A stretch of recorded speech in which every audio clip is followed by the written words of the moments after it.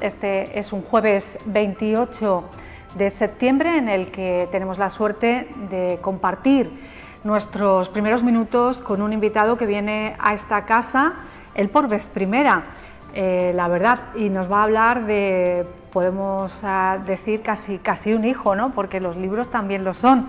Es una historia de la que está vinculado desde hace ya años, primero con un documental y ahora en este formato libro. Con todos los datos, nuestro invitado, a quien ya saludamos, David Doña, bienvenido, muy buenos días, autor de Sucedió en Grazalema y compañero en las labores de prensa en la Diputación de Cádiz. Hola David, buenos días. Buenos días, Gemma, y muchísimas gracias por la invitación. No sé si cuesta mucho estar aquí al otro lado, ¿no? Siendo sí, como cuesta. eres. Sí cuesta, porque nosotros desde el gabinete de prensa pues hacemos la función de emisores, pero no estamos tampoco muy acostumbrados a estar en el protagonismo, ¿no? Mediático, pero encantadísimo de tu propuesta, de tu invitación y agradecido por la difusión que estás aportando. Bueno, yo tengo que decir, hago solo un inciso para decir que estamos ante una de las personas que más eficiente no puede ser en su trabajo, hay que decirlo así, a mí me gusta reconocerlo. Te pasa a ti y parece que se contagia, ¿no? a todo el gabinete, todo el servicio de prensa de la Diputación, que es fantástico. Soy muy afortunado. Tenemos que reconocerlo. Soy muy afortunado, es un equipo muy bueno, tengo buenos compañeros, además amigos y bueno, procuramos ofrecer la información cuando necesitáis de la manera más ágil que sea posible. También te agradezco a ti siempre el trato tan cordial que nos dispensas, ¿no? A todas las informaciones que proporcionamos. Bueno, pues hablamos ahora de Sucedió en Grazalema. Primero ya he dicho, fue un documental, ahora es un libro, que por cierto se presenta esta tarde, por si despertamos el interés también, ¿no? De gente de la Bahía que quiere ir a verte. David, es en la Casa de la Prensa, ¿no? En la calle Ancha. Correcto. 7:30. 7:30 de la tarde en la sede de la Asociación de la Prensa de Cádiz, en la calle Ancha. Tuvimos un anticipo en Grazalema el jueves pasado, pues claro, el estreno tenía que ser necesariamente en Grazalema por cuestiones obvias, y hoy es la presentación en Cádiz, en la sede de la asociación, porque la asociación ha sido clave para que esta edición vea la luz. La asociación recupera con este título una colección que emprendió hace años, que se llama De Periodistas, y a través de la editorial Q-Book, pues bueno, se retoma esa colección tan necesaria, tan importante, con este título, ¿no? Y sí, estoy muy ilusionado. Como bien dices tú, Gemma, el origen de toda esta historia de Sucedió en Grazalema fue un documental que presentamos ya hace 7 años, pero la historia aún se remonta más atrás, porque el punto de partida de esta historia fue el asesinato de 15 vecinas de Grazalema. Entonces, es un asesinato que se perpetró en febrero-marzo del 37. O sea, posterior a la Guerra Civil, pero en momentos... Es al amparo de los bandos de guerra de Queipo de Llano, los famosos bandos de guerra, y entonces en esos primeros compases de la guerra en los que los represores actúan con, permite la expresión, como barra libre para la violencia. Sí. Y son además asesinatos que no constan apenas, no constaban en registros documentales, porque la justicia de Franco, con tribunales, con consejos de guerra, empieza a funcionar a partir de marzo del 37. Sí, pero me ha bailado la cabeza porque estamos justo, la guerra empieza en el 36 y yo he dicho posterior, quería decir en medio. Claro, hay una serie de asesinatos que suceden hasta marzo del 37 donde no consta en registro alguno, ¿vale? Entonces este libro es un intento y yo estaba muy obsesionado con los nombres. Con que se reflejaran nombres de todo eso, y aparte te confieso que es una obra que nace inacabada, aunque sea una paradoja. Es tan difícil dar con los nombres que me consta de manera fehaciente que este libro, o otras personas que vengan y quieran ampliar la investigación, van a proporcionar muchos más nombres de los que aparecen aquí, que son casi 300. Pero te cuento además una anécdota. El otro día en la presentación en Grazalema, uno de los vecinos que ya participó en el documental Sucedió en Grazalema se me aproxima con un listado. Me dice: David, mira, yo he ido recopilando nombres, y entonces me entrega una lista con 160 y tantos nombres. Hay 110 que vienen en el libro, pero hay unos 50 que yo desconocía. Si se hace una segunda edición del libro, pues yo intentaré ampliar información sobre esos 50 nombres que para mí son novedosos, y desde luego, si hay lugar a una segunda edición, pues incorporaremos esos nombres, que yo creo que es fundamental para que las víctimas no caigan en el olvido. David, estamos hablando de una proporción de la población muy grande, ¿no? Porque, claro, nos tenemos que ir a esa década del siglo pasado con una población, Grazalema, que si tiene los habitantes que tiene en el momento actual, entonces casi un siglo atrás serían menos, y estamos hablando de cientos de personas afectadas. Sí, la verdad es que... es que es una limpieza. Sí, es una masacre. Ten en cuenta que Grazalema, la provincia de Cádiz, como tú sabes, prácticamente aquí no hubo guerra civil, o sea que los golpistas fueron entrando, sobre todo en las ciudades grandes apenas hay resistencia, porque no puede haberla, porque la fuerza bélica de los represores era muy superior. Entonces Algeciras, Cádiz, Jerez caen en ese primer fin de semana de guerra, pero en Grazalema hay 2 meses de resistencia. O sea, hay ese verano del 36 es administrado, porque claro, el golpe de Estado lo que provoca es que las instituciones del Estado se derrumban, sobre todo en poblaciones tan pequeñitas. Y la villa de Grazalema es administrada por 2 comisiones, una de defensa y una de abasto, por milicianos. He de decirte también que ese verano no está exento de violencia, porque hay 20 ejecuciones, o sea, hay 20 vecinos de los considerados entonces de derechas o de orden que son fusilados. Eran momentos de gran exaltación y de pánico. Grazalema va recibiendo a vecinos de otras poblaciones limítrofes que van contando lo que las tropas de Franco están haciendo cuando llegan a cada lugar. En ese ambiente, yo creo que de opresión y de histeria, es verdad que hay 20 ejecuciones, y entonces cuando los golpistas en septiembre toman Grazalema, la represión habitual se le suma también un componente de venganza. Y entonces lo que yo creo que precipita que la violencia en este pueblo sea especialmente dura. Y bueno, solamente tienes que ver, por ejemplo, en Madrid, que tienen a sus 15 rosas, que incluso se hizo una célebre película y todos los años se les recuerda en Madrid. Y sin embargo nosotros teníamos también nuestras rosas en Grazalema, pero ese relato había sido silenciado durante mucho tiempo. Entonces, yo creo que es importante que ese silencio ya acabe. Con el documental y con el trabajo de otros compañeros y de historiadores, empezó a saberse lo que ocurrió en aquellos años, y todo lo que contribuya a aportar datos novedosos sobre lo que ocurrió, que en términos históricos es muy reciente, y de hecho todavía hay muy poquitos, pero aún hay familiares, por ejemplo, de mujeres de la fosa de Grazalema, pues de alguna forma se sienten muy reconfortados cuando esa historia se conoce y el nombre de sus deudos aparece, ¿no? ¿Quiénes eran ellas? Cuéntame un poco por encima, ¿no? ¿Qué hacían? ¿Cómo eran? Mira, la mayoría eran vecinas que tenían más que suficiente con sobrevivir, porque ellas viven en una época de mucha penuria económica, de muchas necesidades, pero sí... digamos que la vida ya no les era fácil. No era fácil, y aparte Grazalema vivía una decadencia económica de muchos años atrás. Tú sabes que Grazalema tuvo una floreciente industria textil, pero con la revolución industrial empieza a quedarse atrás. Tampoco ayuda el aislamiento del propio municipio. O sea, ese pulmón económico del pueblo se empieza a perder. Tampoco era un municipio que a nivel agrario generase muchos jornales para su población. Entonces encontramos a una población que es muy temporera. O sea, por ejemplo, van mucho a Jerez, a Villamartín, a las labores agrícolas, pero hay un desempleo acuciante, muy grave, que solamente se compensa a veces con alguna obra pública, en alguna carretera, pero hay mucho desempleo y una gran carestía. Entonces eran personas que tenían más que suficiente con sobrevivir.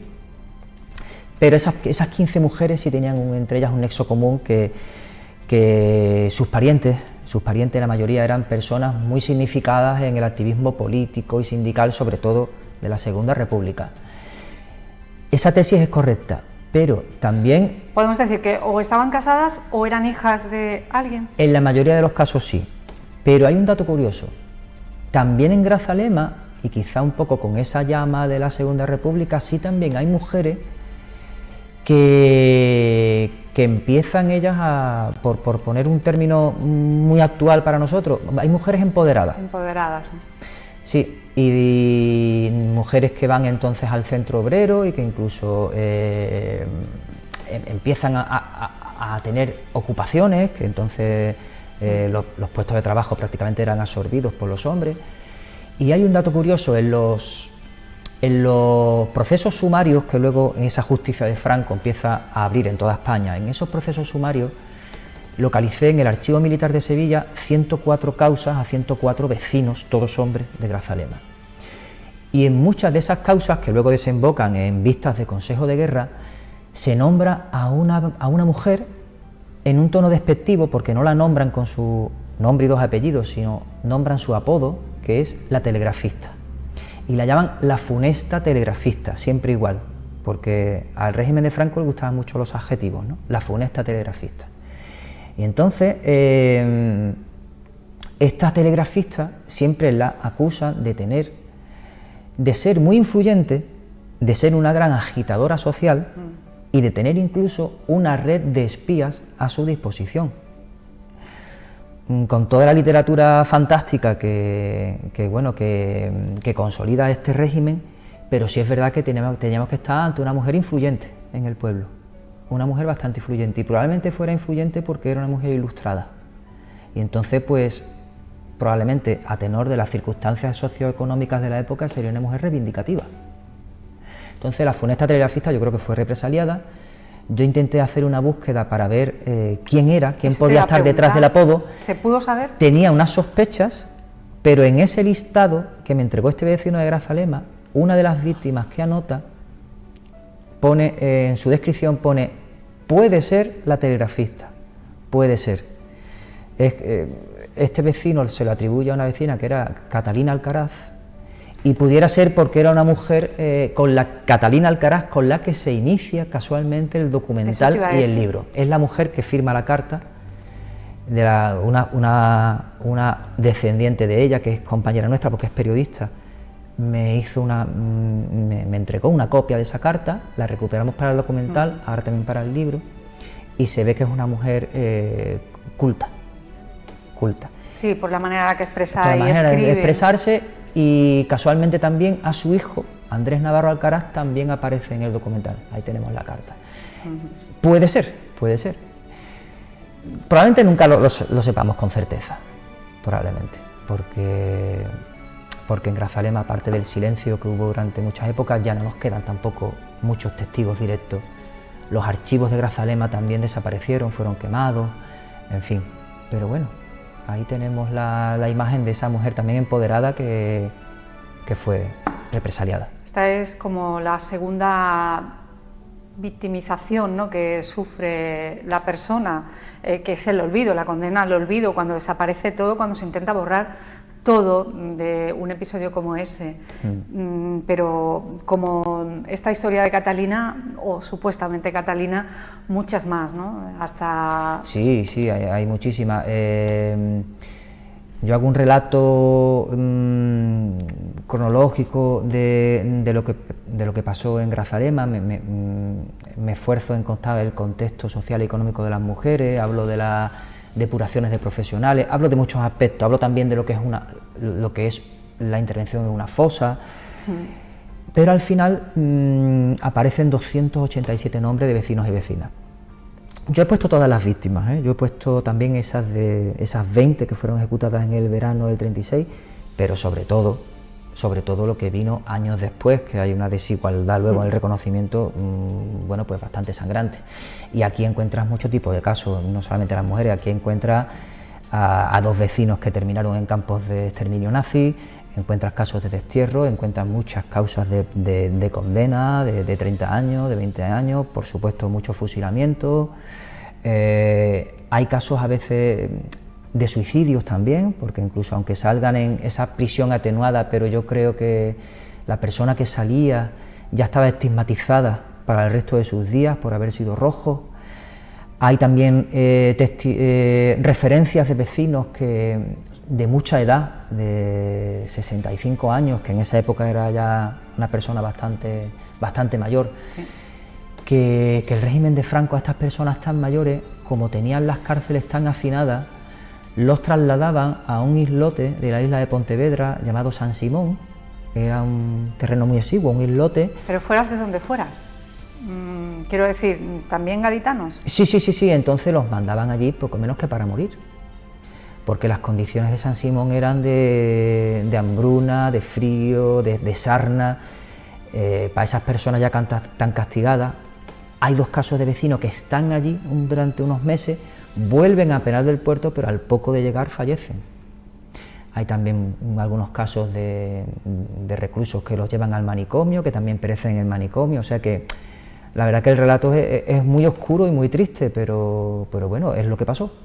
David, ¿cómo se protege la persona que investiga contra ese dolor, ¿no?, que te puede provocar, evidentemente, estar inmerso en este proyecto?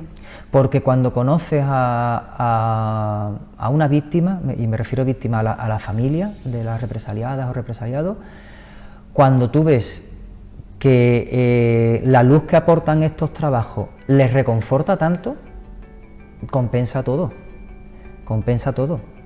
porque frente a lo que dicen algunos partidos, ¿no?, de que esto es abrir heridas, en absoluto. Yo no he encontrado ni un solo testimonio. Probablemente, Gemma, tú sepas mucho, porque aquí Puerto Real es un municipio, digamos, muy memorialista, y aquí se descubrió la fosa más grande de la provincia, fue la que se abrió aquí en el cementerio, y probablemente hayas tenido acceso a vivencias o relatos o testimonios de familiares de personas represaliadas. Yo no he encontrado ninguno que hable con afán de venganza, ninguno. Solamente quieren, en la medida de lo posible, que se sepan dónde están los huesos de los suyos, que ojalá, que es muy complejo, ojalá haya una identificación genética positiva, y lo que quieren sobre todo es reconocimiento y una reparación moral. Entonces, lo que piden es muy poco, y en algunos ámbitos se les está negando. Entonces yo, y todas las personas que estamos implicados en esta corriente, lo que compensa es saber que hay personas a los que les reconforta esa información y que se lo merecen, por supuesto. Bueno, 7 años del documental, llega ahora el libro que, repito, se presenta esta misma tarde en la Asociación de la Prensa de Cádiz, pero no sé si trabajando, intentando ver ya si se puede hablar de sucedió en otros lugares, ¿no, David? Ahora mismo hay una jornada de historiadores y historiadoras que sí están haciendo en sus respectivos municipios un trabajo muy interesante, un trabajo muy interesante. Yo, como tú sabes, trabajo en Diputación, sí sé que el Servicio de Memoria cada año pues convoca unas becas, unas ayudas económicas para financiar trabajos de investigación, y muchos están referidos, son historiadores locales, y muchos están referidos a la historia de sus municipios. Iremos viendo más historias como esta, porque al final en España lo local fue universal.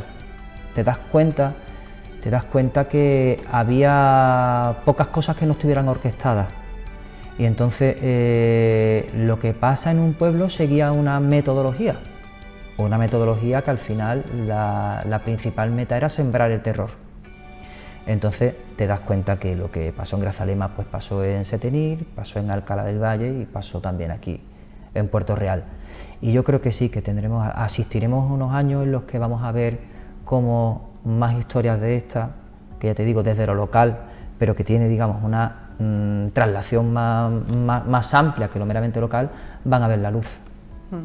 Lo decíamos también, ¿no?, por los años que han pasado, ¿no?, desde que el documental vio la luz, y ahora, pues al llegar este libro, al final digamos que es un proyecto que te vincula y que te tiene ahí atrapado, podemos decir, ¿no?, durante, hombre, es que es prácticamente una década, ¿no?, tu vida. Has dicho la palabra exacta, atrapar. Yo me he llevado, con mi familia ha sido, con perdón de la palabra, un coñazo, porque es que yo me he pasado años que mi obsesión era el término Grazalema. Entonces yo allá donde buscaba siempre era, bien sea por internet, que es una herramienta fundamental y encuentra muchas cosas, pero en mi caso también en muchos archivos, ¿no? el archivo de la memoria de Salamanca, el archivo general de la administración, el militar de Sevilla, el provincial de Cádiz. Entonces vas allí escarbando, ¿no? a ver qué encuentras, a ver qué encuentras. Y tenía también a mi disposición una fuente buenísima, que cuando el Ayuntamiento de Grazalema con Diputación en el año 2008 empieza a buscar, a localizar la fosa de las mujeres de Grazalema, hay un trabajo previo que hace el Ayuntamiento, que es hacer entrevistas a los vecinos de mayor edad del pueblo. A la memoria viva, ¿no? Sí, sí, sí, correcto. Y entonces eso, yo me acuerdo que al inicio del documental yo me pasaba las noches escuchando, eran los audios, y la verdad que era desgarrador. Y ahora con el libro he vuelto a escuchar otra vez los audios, y entonces, claro, la memoria de los mayores, de los más viejitos del pueblo, luego he visto con satisfacción cómo en procesos sumarios de consejos de guerra, a lo mejor había un testigo de cargo que hacía mención a, pues Antonio Lerena fue sancionado, la terminología eufemística de la época, sancionado es que evidentemente lo han asesinado. Y entonces ves con satisfacción cómo ese relato que ese hombre mayor contaba, con esa memoria prodigiosa que no había, ha concordado mucho con, luego con documentos oficiales, ¿no? Y eso es una de las mayores satisfacciones que me ha dado este libro, ver cómo iban uniéndose, ¿no? Y a través del tiempo los testimonios de uno con la poca documentación oficial que existe, ¿no? Estaba claro que el libro tenía que presentarse por primera vez, ¿no? Como estreno en Grazalema, esta tarde en la ciudad de Cádiz, pero no sé si luego hay una especie de ruta, ¿no? Que suele pasar también, que puedas hacer más presentaciones, y te pregunto también si crees muy apropiado que esto llegue a las aulas, ¿no? Porque la gente más joven es en parte desconocedora de todo lo que le ha ocurrido a sus bisabuelos, en fin, a la gente mayor, ¿no? A la gente que vivió los duros momentos de guerra civil y de represión franquista. Eso es esencial, que llegue a las aulas. ¿Te lo planteas? Bueno, la presentación, yo ahora mismo termino con hoy la presentación en Cádiz, pero yo allá donde me invitan voy. No tengo ningún problema. De hecho, lo hemos llamado y ha venido aquí, o sea que lo atestiguamos. Sí, sí, sí, allá donde me invitan voy, no hay ningún problema. Y lo de las aulas que comenta, eso es esencial, es esencial. Desde el rigor, porque claro, que no les pase a las generaciones nuevas lo que me pasó, por ejemplo, a la mía. Claro, yo cuando estudiaba historia en colegio y luego instituto, pues... ¿Saltaron la parte? No me digas que te saltaron la parte de la guerra civil. Claro, y aparte era una pincelada y parecía que la guerra había surgido como un hongo, ¿no? Bueno, pues explique usted que hay un golpe de Estado que desencadena todo lo posterior. Explique usted todas las atrocidades, de acuerdo, pero sobre todo que permitan a la gente tener una conciencia crítica. Yo no quiero influir forzosamente en nadie, pero quiero que esté al alcance la historia de su país, con todos los datos, con el mayor rigor posible, y despertemos en la gente joven, que la gente joven es muy inteligente, pero que tengan la conciencia crítica y sepan ellos qué decidir, sepan ellos labrarse su propia conciencia crítica del mundo, ¿no? Lo que no podemos es salir a hacer una encuesta y preguntar, ¿sabe usted que ocurrió una guerra civil? Y que no lo sepan, ¿no? Efectivamente, efectivamente. Y, a lo mejor se saben perfectamente todos los periodos del Pleistoceno, que hay que saberlo, pero que no sepan lo que ocurrió en su país antes de ayer. Aquí al final, en fin, es bastante sencillo. Yo invitaría a los partidos políticos con capacidad, con influencia, que realmente hablen con personas que vivieron aquellos acontecimientos, que se den prisa y se den cuenta que esto no es una bandera política determinada. O sea, esto es una cuestión de justicia y de derechos humanos, y que tiene que estar en los planes de estudio de nuestras próximas generaciones. Yo te quiero agradecer esa entrega que has tenido, ¿no?, para hacer esta investigación que se convierte en libro también. Sucedió en Grazalema, porque es eso, al fin y al cabo son las víctimas de una guerra civil, pero claro, para muchos supervivientes y descendientes de aquellas víctimas, al final es poder arrojar un poquito de luz y que se hable de la que fue mi madre, de la que fue mi abuela, de mi tía política, de mi tío o el hermano de mi tatarabuelo. Al final ellos lo que tienen es un trocito, ¿no?, de su familia ahí en esas páginas. Claro, y que ya nos dejemos de los ropajes, ¿no? Estas familias vivieron durante muchos años con la etiqueta de que desaparecido, que su familiar había sido desaparecido. Entonces, hombre, no solamente tienen la pena de saber a ciencia cierta que fueron asesinados, sino que encima se le niega el duelo. Entonces, bueno, pues el libro contribuye a dejar las cosas claras en ese sentido y, oye, no, tu familiar falleció, y no falleció, no, fue ejecutado, fue asesinado por esta razón. Hay una cosa también que incorpora el libro, que es que al contar los procesos también, los procesos sumarios también se cuentan cómo eran, cómo se iba cimentando la causa, y también aparecen también los que son los represores locales, también. No hay ningún afán de venganza y revanchismo, pero que se cuente también cómo sucedieron las cosas. Que se cuente también, por ejemplo, en el caso de Grazalema, cómo el golpe también fue un golpe económico, que ahí, en fin, el patrimonio de muchas personas fue esquilmado, y a aquello se le dio la vuelta como un calcetín. Entonces, oye, que se sepa, ¿no? Gracias, lo dicho, David Doña, autor de Sucedió en Grazalema, oportunidad de verlo esta tarde en la presentación en la Asociación de la Prensa de Cádiz, en la calle Ancha. Un saludo y hasta siempre. Muchísimas gracias, Emma, por la difusión, te lo agradezco de corazón. A ti por la oportunidad de que hablemos de esto. Y ahora son...